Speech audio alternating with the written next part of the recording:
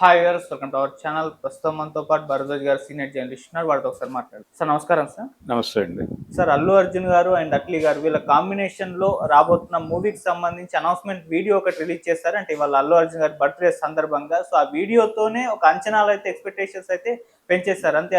అందులో Hollywood technicians ఉండడం, Hollywood range లో ఈ సినిమాని తీసుకెళ్లే విధంగా ప్రయత్నాలు చేస్తున్నట్టుగా ఒక అభిప్రాయాన్ని జనాల్లో కలగజేయడం ఇదంతా కూడా చూస్తున్నాం సార్. మన మూవీ ఎలా ఉండబోతుంది, ఇప్పుడు రిలీజ్ అయిన అనౌన్స్మెంట్ మీకు ఎలా అనిపించింది, మీరేం చెప్తారు ఈ మూవీకి సంబంధించి? హాలీవుడ్ రేంజ్ లో సినిమా ఉండబోతోంది అనేది పాత మాట. Telugu cinema already global market లోకి ఎంటర్ అయి ఉంది కాబట్టి ఏ సినిమా తీసినా ఆ స్థాయిలో తీసి తీరాల్సిందే, తప్పదు. There is no alternative. కాబట్టి అనివార్యంగా ఈ సినిమా కూడా ఆ స్థాయిలో ఉండటం కోసం వీళ్ళు వెళ్ళి ఒక విఎఫ్ఎక్స్ కంపెనీతో మాట్లాడొచ్చారు. అంటే వీళ్ళు అనుకున్నటువంటి ఒక స్టోరీ లైన్కి దాన్ని ఎలా వాళ్ళు దాన్ని అడ్వాన్స్ చేస్తారు అనేది ఒకటి.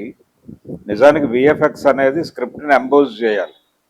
అలా ఎంబోజ్ చేసేటువంటి పరిస్థితిలో స్క్రిప్ట్ ఉందా, లేకపోతే వాళ్ళ కెపాసిటీస్ని బట్టి వీళ్ళు ఏదన్నా సర్దుబాట్లు చేసుకోవటమా, దీనికి సంబంధించి ఒక ప్రాథమికమైన అవగాహన పొందటం కోసం డైరెక్టర్ గారు వెళ్ళి మాట్లాడితే సరిపోతుంది. కానీ హీరో గారు కూడా ఇన్వాల్వ్ అయ్యాడు. హీరో కూడా వెళ్ళి అక్కడ వాళ్ళతో మాట్లాడటం అనేది ఒక వీడియో తీసి మన ముందు ప్రదర్శించారు. ఇప్పుడు ఈ ప్రదర్శించటము అంటే ఆల్రెడీ లైన్ ఓకే చేశాడు ఈయన. ఓకే చేసిన లైన్ ప్రకారమే వెళ్ళి అక్కడ మాట్లాడారు. ఆ మాటల్లో తను కూడా పార్టిసిపేట్ చేశాడు. అల్లు అర్జున్ పార్టిసిపేట్ చేసిన సందర్భంగా ఆయన కొంత విషయాన్ని గ్రహించి ఉంటాడు. అక్కడ వాళ్ళు స్క్రిప్ట్ చాలా బాగుంది అని అన్నట్టుగా ఒక వార్త బయటకు వచ్చింది. ఏది విఎఫ్ఎక్స్ కంపెనీ వారు. అది జనరల్గా ఎవరైనా చెప్పే మాటే. అందులో కూడా ఏదో కొత్తదనం ఉందని నేను వాళ్ళు ఏదో కంగారు పడాల్సిన అవసరం లేదు. కానీ ఫ్యాన్స్కి ఒక ఊరట బాగుంది అని ఒక విఎఫ్ఎక్స్ కంపెనీ స్క్రిప్ట్ అంటే క్యాపబుల్ స్క్రిప్ట్, మేము దీన్ని కంప్లీట్ చేయాలి, ఇలాంటి స్క్రిప్ట్ మా చేతిలోకి వస్తే మేము అదరగొట్టేస్తాం, ఇవన్నీ జనరల్గా మాట్లాడే వ్యవహారమే.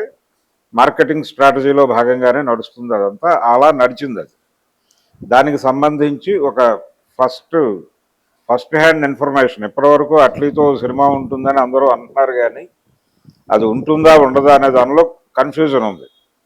యాక్చువల్గా ఇక్కడ ఒక కంపారిజన్ చూడొచ్చు. ఇప్పుడు అట్లీతో అల్లు అర్జున్ చేస్తున్నటువంటి సినిమా, అట్లీ ఇంతకుముందు జూనియర్ ఎన్టీఆర్ని అప్రోచ్ అయ్యాడు, అట్నుంచి ఇటు వచ్చింది. అది మేబీ ఇదే కథ మారి ఉండొచ్చు అనేది వేరే చర్చ. అలాగే ఇప్పుడు రామ్ చరణ్ చేస్తున్నటువంటి పెద్ది, ఆ డైరెక్టర్ కూడా ముందు ఎన్టీఆర్తో ట్రావెల్ అయ్యి ఇటు వచ్చాడు. సో ఎన్టీఆర్ నుంచి 2 స్క్రిప్ట్లు, లేకపోతే 2 డైరెక్టర్లు, ఒకరు పెద్దిగాను ఒకరేమో అల్లు అర్జున్ సినిమాతోనూ వస్తున్నారు. ఇది ఒక కోఇన్సిడెన్స్ దీనిలో. అలా ఈ 2 ఆయన రిజెక్ట్ చేసిందా కాదా అనేది పక్కన పెట్టేస్తే ఇది ఒక ఇంట్రెస్టింగ్ ఎలిమెంట్ దీనిలో. ఇది పక్కన పెట్టేస్తే సినిమా పరిస్థితి ఏంటి, అలా ఉండబోతోంది అనేది అట్లీ జానర్ మనకు తెలుసు ఆల్రెడీ. ఆయన ఒక జనరల్గా తమిళ డైరెక్టర్స్ అందరూ ఫాలో అయ్యేటువంటి సూత్రమే. అదేంటంటే ఒక జనరల్ పబ్లిక్ ఇష్యూ ఒకటి తీసుకుంటారు. ఆ పబ్లిక్ ఇష్యూ మీద ఒక ఫైటింగ్ స్పిరిట్ ఉన్నటువంటి ఒక హీరో ఉంటాడు. ఆ హీరో అనుకోకుండా దీనిలోకి వస్తాడు. అతను వేరే జీవితం గడుపుతూ సడన్గా ఇతను ఏ కోర్ పాయింట్ అయితే అనుకున్నాడో డైరెక్టరు, ఈ పబ్లిక్ ఇష్యూలోకి అతను ఎంటర్ అవుతాడు. ఎంటర్ అయ్యి దాన్ని ఎలా సాల్వ్ చేయాలి అనే దానికి సంబంధించి తను ఒక ఊహకు అందనటువంటి పద్ధతిలో వెళ్ళి దాన్ని సెటిల్ చేస్తాడు, లేకపోతే ఆ సమస్యను పరిష్కరిస్తాడు. ఇది ప్రోగ్రామ్. ఆయన సినిమాలు అన్నిట్లోనూ జనరల్గా ఉండేటువంటి ఒక ఫార్ములా అది. ఇంక్లూడింగ్ ఆయన షారూఖ్ ఖాన్తో చేసినటువంటి సినిమాలో కూడా ఇదే ఫార్ములా. ఈ జర్నీలో ఆయనతో హీరోయిన్ ట్రావెల్ అవుతుంది, మధ్యలో విడిపోతుంది, మధ్యలో ఘర్షణ. హీరోయిన్ క్యారెక్టర్ కూడా ఒక బలమైన వ్యక్తిత్వం ఉండేలాగా డిజైన్ చేస్తాడు ఆయన. డిజైన్ చేసి వాళ్ళిద్దరి మధ్య ఒక కాన్ఫ్లిక్ట్ కూడా డెవలప్ చేస్తాడు. ఇది జనరల్గా ఆయన పాటించేటువంటి పద్ధతులు. ఇప్పుడు ఈ సినిమాలో ఏ ఇష్యూ మీద ఫైట్ చేయబోతున్నాడు అట్లీ అనేది చూడాలి. ఏదైనా సరే గ్లోబల్ లెవెల్ ఇష్యూ ఏదో తీసుకుంటాడు ఇప్పుడు, తీసుకుని దాన్ని ఒక అద్భుత రసంలో చెప్పే ప్రయత్నం చేస్తాడు. అంటే జనాలు సంభ్రమాశ్చర్యాలతో మునిగి తేలాలి థియేటర్లోనే. ఆల్రెడీ జవాన్ సినిమాలో అలాంటి ప్రయోగాలు చాలా చేశాడు ఆయన. ఆయన ఫేస్కి ఒక విచిత్రమైన మాస్క్ వేసి షారూక్ ఖాన్ కూడా కంగారు పడే లెవెల్లో ఆ డిజైనింగ్ నడిచింది. అలా ఇప్పుడు అల్లు అర్జున్ని పుష్ప నుంచి బయటకు తీసుకొచ్చి కొత్త అల్లు అర్జున్ని చూపించాల్సిన బాధ్యత ఒకటి ఉంది అతనికి. ఎందుకు ఈ స్క్రిప్ట్ వైపు టెంప్ట్ అయి ఉంటాడు అల్లు అర్జున్ అంటే, తను ఒక తరహా సినిమా చేస్తున్నాడు ఇప్పుడు. దాదాపు ఆ సినిమాలో ఆయన 5 ఏళ్ళు డెడికేట్ చేశాడు. ఆ డెడికేషన్ నుంచి అల్లు అర్జున్లో ఒరిజినాలిటీ జనాలు మర్చిపోయారు దాదాపుగా. అంటే ఎప్పుడైనా యూట్యూబ్లో జులాయో లేకపోతే మరో సినిమానో చూస్తే కనిపిస్తాడు తప్ప పుష్పయే రిజిస్టర్ అయిపోయి ఉన్నాడు జనాల బుర్రల్లో. ఇప్పుడు ఆ రిజిస్టర్ అయినటువంటి పుష్పాన్ని కొంచెం జరిపి ఒక సరదా అల్లు అర్జును, ఒక ఎమోషనల్ అల్లు అర్జును కనిపించాలి, హైలీ ఎనర్జెటిక్ అల్లు అర్జును కనిపించాలి. ఈ 3 ఎలిమెంట్స్ ఉండేలాగా కథ డిజైన్ చేస్తాడు ఆయన. ఒక సరదాగా మొదలై వేరే ప్లైన్లో ఎక్కడో జరుగుతూ సడన్గా ప్యారలల్గా జరుగుతున్నటువంటి ఇంకో కథలోకి హీరో ఎలా ఎంట్రీ ఇస్తాడు, ఎంట్రీ ఇచ్చిన తర్వాత దాన్ని తన సమస్యగా భావించి దాని మీద ఎలా నిలబడతాడు, ఎలా ఫైట్ చేస్తాడు, ఎలా దాన్ని సెటిల్ చేస్తాడు అనేదే కథ. ఇదే ఫార్ములా. ఈ ఫార్ములాలో ఆయనతో 3-4 క్యారెక్టర్లు ట్రావెల్ అయ్యి ఆయనతో ఘర్షణ పడి ఆయనతో యుద్ధం చేసి ఇలా నడుపుతాడు ఆయన కథ.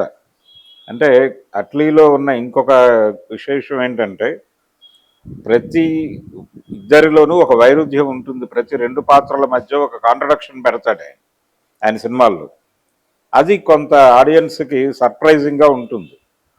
ఇలాంటి సర్ప్రైజింగ్ ఎలిమెంట్స్ మీదుగా ఈ కథ నడపబోతున్నాడు. ప్రస్తుతానికి అల్లు అర్జున్ మాత్రమే మనకి రివీల్ అయ్యాడు, కానీ ఇంకా ఎవరెవరు ఉన్నారు, ఆర్టిస్టులు ఎవరు అనేది ఇంకా రివీల్ కాలేదు.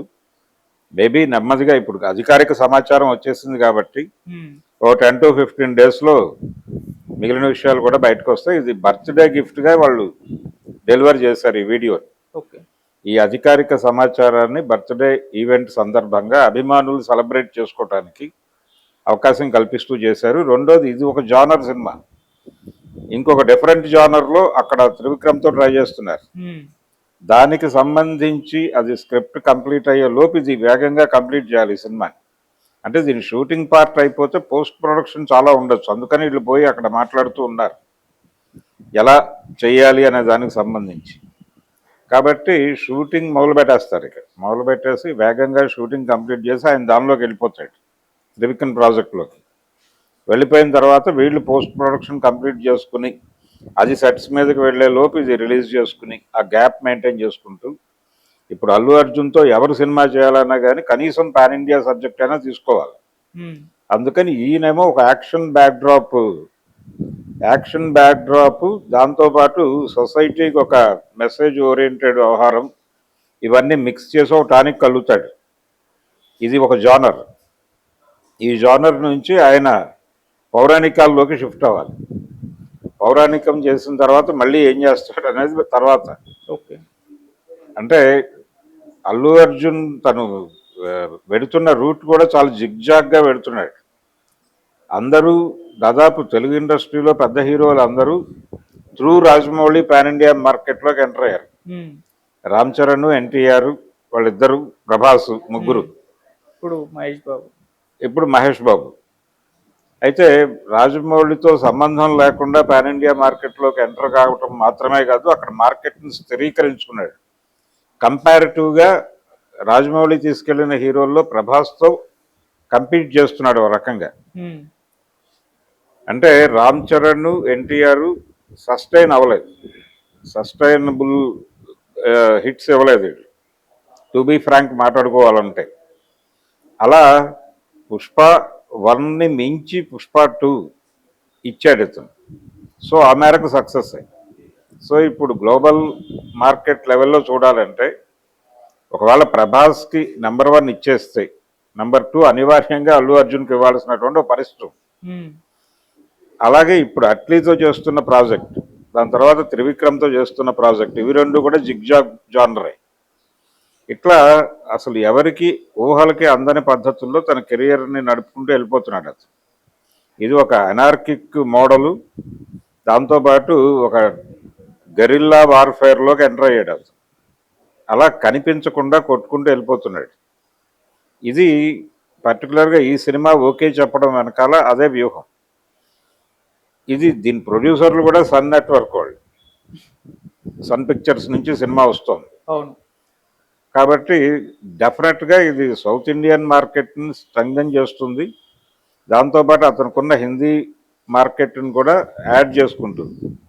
తద్వారా ఒక బిగ్ ఫిగర్ని అక్కడ నమోదు చేయాలి. పుష్ప డెలివర్ చేసినటువంటి ఒక నెంబర్ ఉంది, 1800 కోట్లు అంటున్నారు, 2000 కోట్లు అనే మాట కూడా వినిపిస్తోంది. కానీ మనం 18 దగ్గర ఫిక్స్ అవుదాం.